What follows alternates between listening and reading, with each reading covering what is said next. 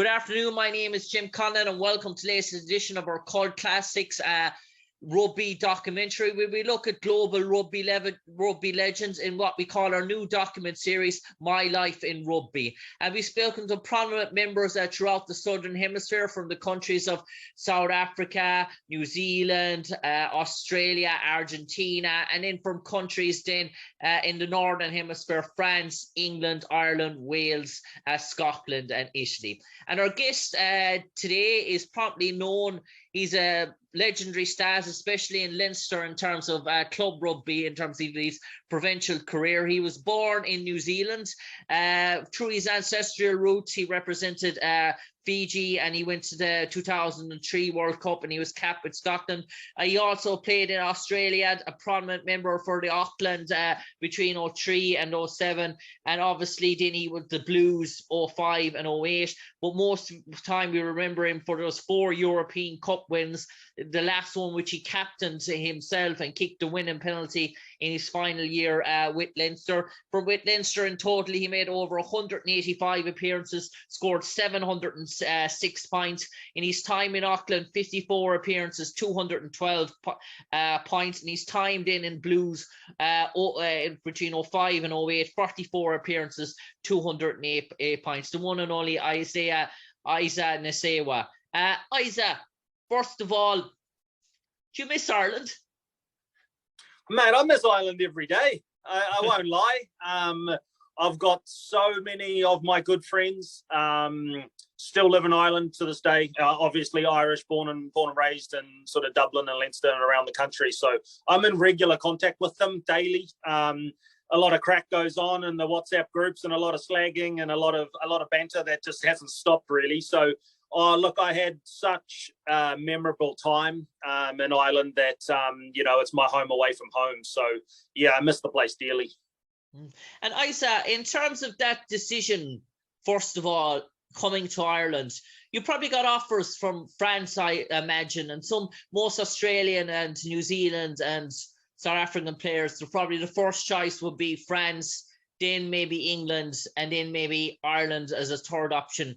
Were you what made Ireland stick out for you? What sold Leinster on you? Because obviously there will be more sort of sunny sort of France and Toulouse and Toulon with all those sort of superstars and Biarritz and the French lifestyle. And what made Leinster say, this is where Isa Nacewa wants to spend practically a decade of his life?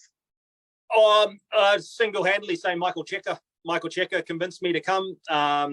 He sold the dream to me. He sold the style of rugby that I wanted to go and play. But he single-handedly changed my life and changed my career path. And, what did I know about the Northern Hemisphere? I knew watching Five Nations growing up. My dad would watch it early hours of the morning.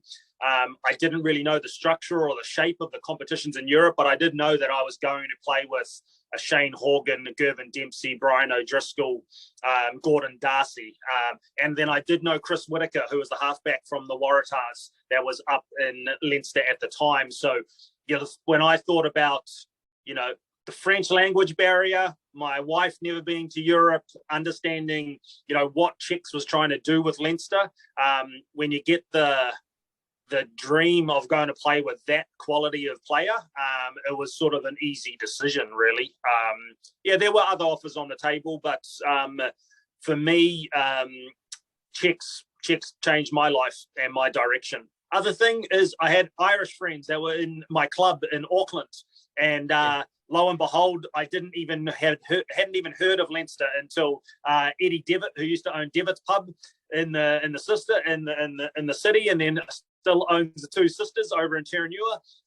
They're our best friends and have been our best friends for life, and they live no further than a kilometre away from me in my whole time in Dublin.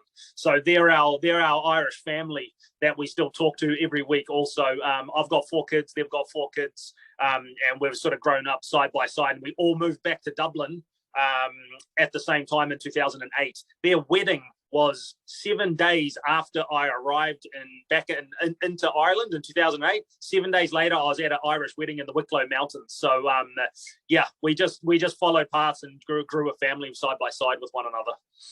And I suppose, Isa, I'll take you back to the start now, right back to the start. Born in New Zealand, growing up, obviously, All Blacks, legendary sort of rugby, the sort of first team sport in New Zealand, that and probably cricket as well, probably in the summer sort of months as well. Obviously, your Fijian ancestry as well. Obviously, Fijians renowned, probably the best, go down the all-time best sevens rugby team in the world. We all know Fiji, world champions, revered at sort of sevens rugbies in terms of their backs. Probably some of the best explosive one-to-one backs in sort of world rugby have come from Fiji down through the years. It's probably the sort of packs and forwards that has probably let them down. But in terms of flair and craft, they always had that in abundance. But for you growing up, was something rugby always in your family household? Was rugby the primary sort of sport, or were you just like any other youngster? Was it anything you could get your hands on? Was it a soccer ball? Was it a hockey stick? Was it swimming? Was it running in the track? Was it a basketball? Was it anything sort of sporty that you sort of took your hand to it, or was it just strictly, yeah, rugby's in my family, rugby's tradition, that I'm just going to play rugby and maybe cricket and stuff like that? Or were you open to all possible angles, I say? Oh, my dad played rugby, played probably club rugby to a decent level, and then went off and did his studies and his career. I've got three sisters and an older brother that weren't interested in rugby. But I played every sport I could. If it was a team sport, I was doing it. I played cricket, I played rugby, I loved basketball. I entered my first golf competition when I was about 10 years old, so I was so competitive. I did athletics, anything really. I was just all about playing sport and as much sport as I could. And I guess my folks who supported me through whatever sport I did just wanted me to be active and out and involved in doing things. I picked up surfing pretty early. And I love being at the beach, and that's my favorite pastime right now. So I was just one of those kids that just ran around in bare feet and just tried to play every sport possible.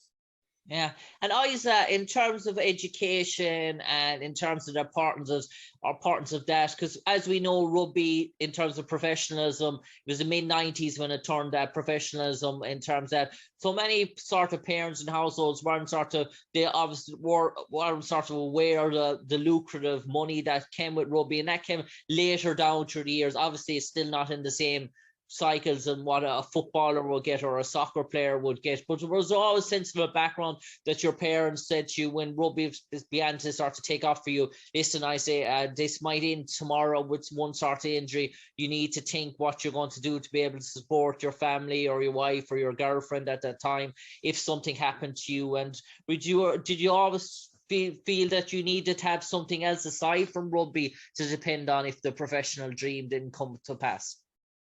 Oh, absolutely. And I wasn't the schoolboy star, so I went straight to university to a Bachelor of PE and a teaching degree. And I was I was 3 years through that before I got my first chance with Auckland. So I had already done a good chunk of study. I wasn't planning on rugby being a career when I left school. I was ready to pack up and go overseas. But then I sort of got into, did a Bachelor of PE at Auckland University and a teaching degree, and thought, hey, maybe I'll just smash this out first.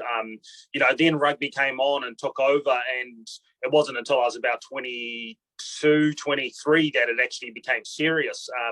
But being in the game so long, I was part of the first Professional Development Players Association program in New Zealand, which was run as a pilot through the Blues when I was there, and I managed to do a diploma in business through Auckland University as well in my time.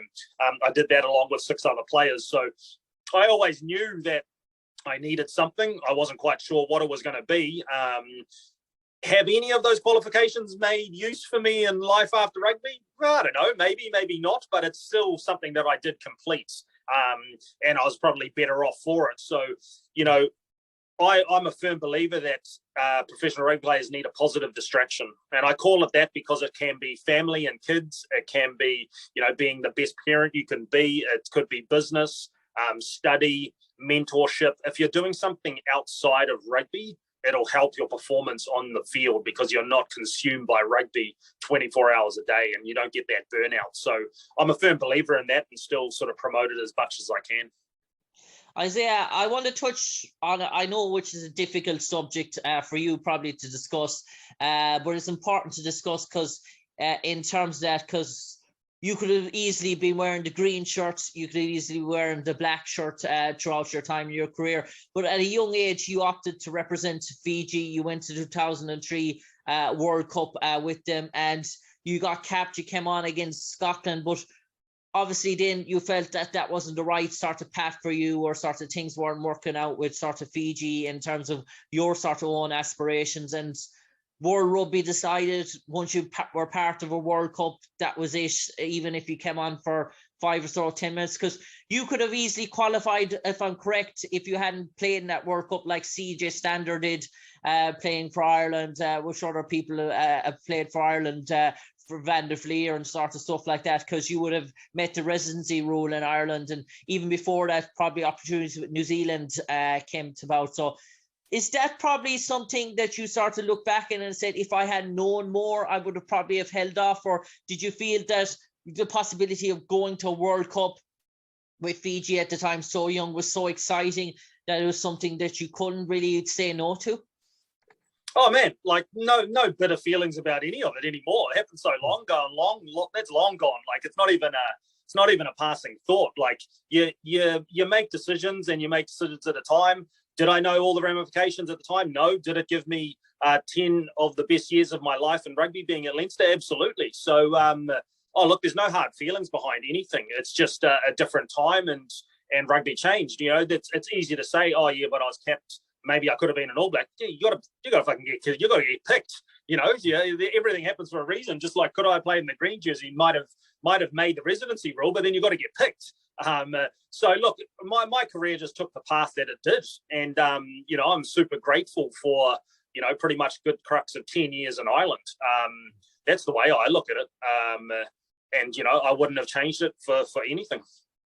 And I suppose, I mentioned coming to Ireland. Michael Cheika sold you that dream as well. But you were coming to Ireland, and at the time you were going up against an Irish international that was in the height of his game, in the position that you were played in numerous sort of Six Nations for Ireland, was probably in a few of the Six Nations Team of the Year, was probably revered as well in terms of Rob Kearney. Did you enjoy that sort of challenge, coming to Ireland and say, listen, I'm going to go here, tussle with this guy and see who's going to be the best person for that jersey? Because in many cases that you were able to go in and show that even for your achievements, being nominated European Player of the Year and several times being on teams, the Magnus Teams of the Year, and here you are going up against a guy that's playing week in, week out against France and England and New Zealand wearing the green jersey, and you're keeping him off the Leinster team. That's not how I look at it, absolutely, and not in the slightest. All I wanted to do was play with Rob Kearney. So if I was on the wing and he was at 15, then that's better for the team. So for me, my most memorable days are playing alongside those guys. I don't think I ever kept them out of any team, because it was more a case that we were always playing together. And that was the beauty about how much competition was in the Leinster squad at the time. You couldn't let your guard down, because you just get leapfrogged by someone else. So a season is a long time in Europe. There's November internationals, there's Six Nations, there's Magnus League, and there's European Cups going at all at the same time.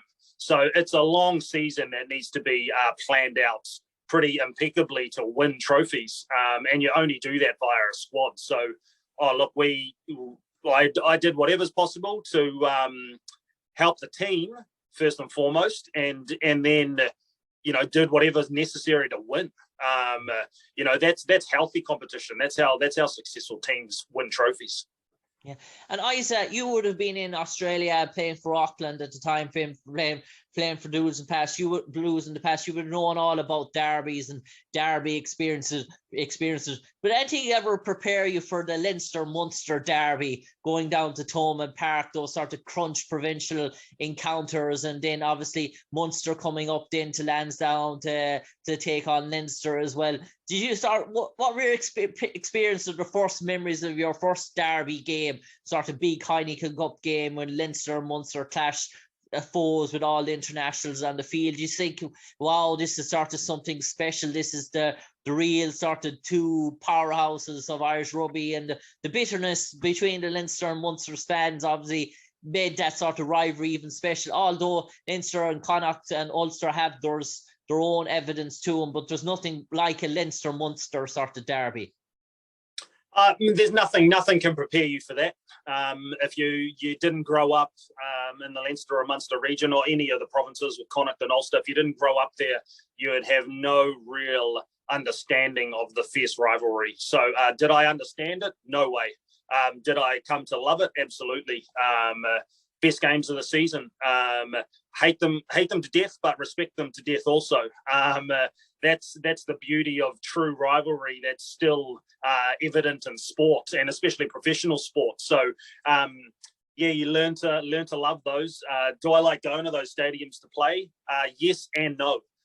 Hate the places because it's so hard to go to, and you sort of respect them for that. But equally so, you never get an easy provincial matchup. Like that's the truth about it. And yeah, that's the beauty about why there's still some true rivalry in sport, is that they're a fierce battle.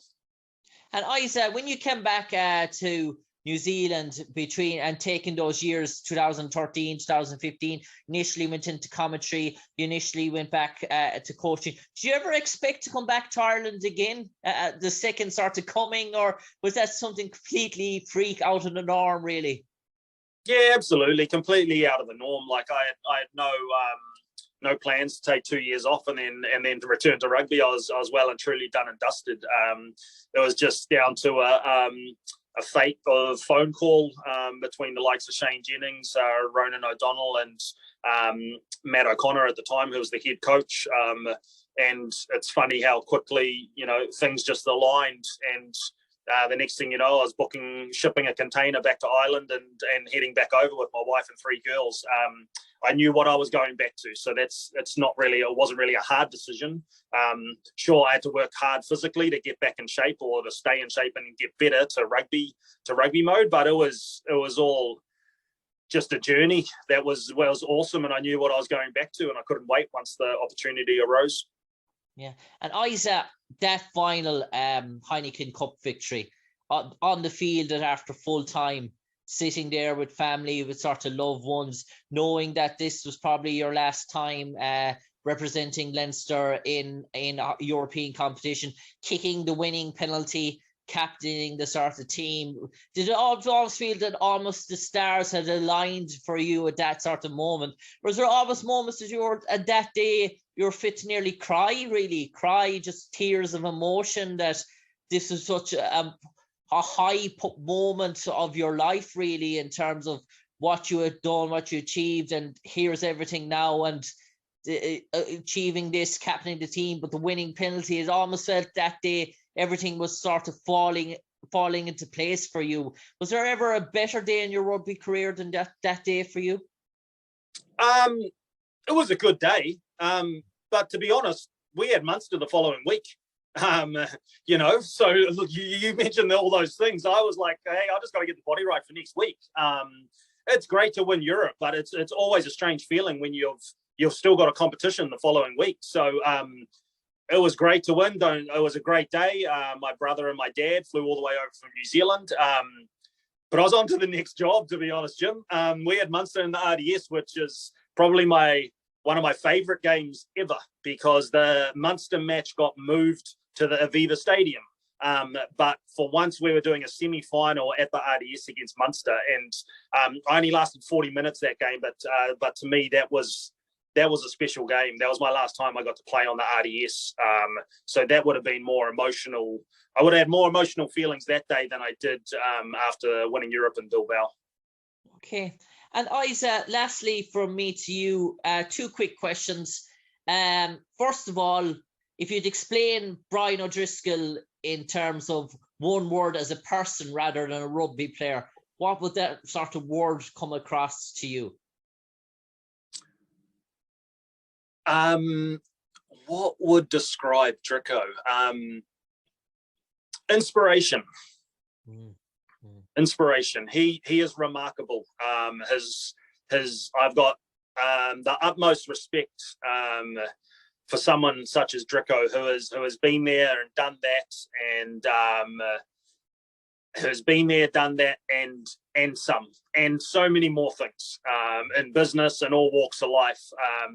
And at the end of the day, he is just a good bugger and a top man, and that's what I probably love most and cherish most about my friendship with Drico. At the end of the day, I could sit down and have a coffee or a beer with him and just chew the fat, which is awesome. So he's an inspiration. And Isa, now the last sort of question for you, sort of two sort of sentence answer. If you looked at Isa Nacewa in his pomp as a 27, 28-year-old at the height of his rugby career, and someone asked you what sort of a teammate was he in terms of what he stood for the jersey that he wore, for the team that he represented, how would you describe him? That's a great question. I would just hope that I'd be described as sort of the ultimate teammate, and someone that had high standards, that performed on the field and on the training paddock. If I was described as that, then I can move into retirement and enjoy myself, if that's how I'm described. Okay. On that note, Isa Nacewa, an absolute pleasure talking to us this evening to relive your rugby career, a renowned sort of rugby career. So many appearances for Leinster, 185 appearances, 706 points, numerous appearances for Auckland and the Blues as well in your home country. Inspiration, renowned as probably one of the best overseas players to ever wear the Leinster jersey. Thanks for sharing your time with us today. And Isaiah, I know it's not the last time you visit Ireland, and obviously this time you'll come back, you'll be a supporter in the near future, cheering on and bringing your family around to show them at the place. It's great to see that you still have a love of the country, and the Caps keep them coming. But for the moment, Isa Nacewa, absolute pleasure. Thank you, sir. Cheers, Jim.